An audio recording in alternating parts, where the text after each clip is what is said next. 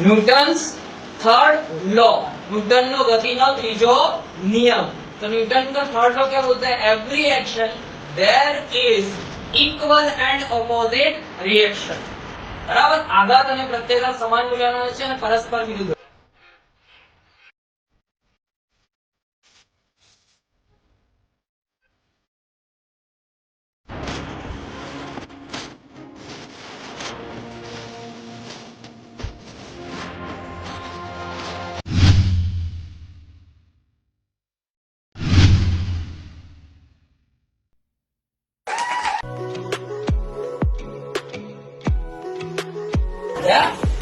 ठीक है, तो एयर इस तरफ आया तो फुग्गा किस तरफ गया?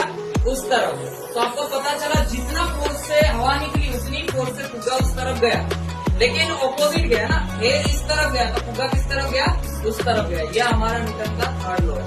આ ન્यूटन का ત્રીજો નિયમ છે। આ બંને માટે તાળી પાડો બધા, ચાલો।